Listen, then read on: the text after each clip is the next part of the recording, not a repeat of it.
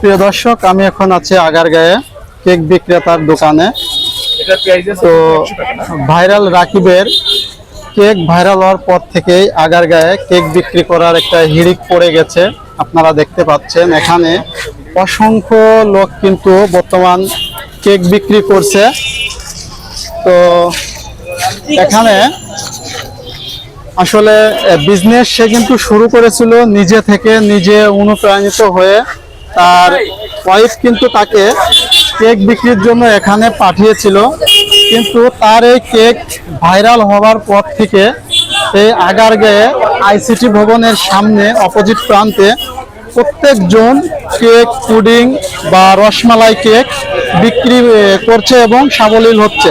তো এটাই বুঝি সে রসমালাই। তো রসমালাই কেকে রসমালাই দেয়া থাকবে, এটা স্বাভাবিক, ঠিক আছে।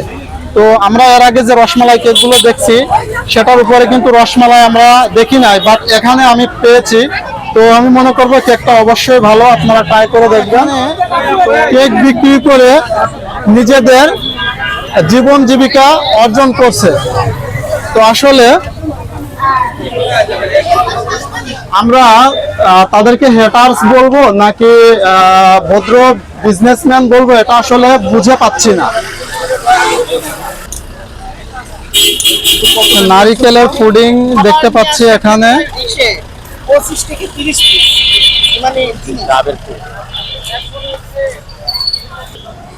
তো আমরা এখানে অনেক রকমের কিন্তু কেক দেখতে পাচ্ছি। আসলে আমরা জানি ব্যবসা হচ্ছে হালাল জিনিস, সেই হালাল বিজনেস করে যদি সবাই সাবলীল হয় এতে ক্ষতির কিছু নেই। কিন্তু যদি সেই ব্যবসা থেকে যদি হেটাস তৈরি হয় তাহলে অনেক বেশি হুমকি স্বরূপ সমাজের জন্য।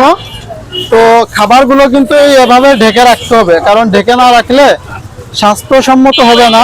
তো আপুর খাবারগুলো কিন্তু যথেষ্ট স্বাস্থ্যসম্মত, ঢেকে রাখছে, এমনকি হাতে গ্লোভস ব্যবহার করে সে সার্ভ করছে। এটা কি আপু রসমালাই? রসমালাই কেক এটা? আপনার প্রতি স্লাইসের মূল্য কত?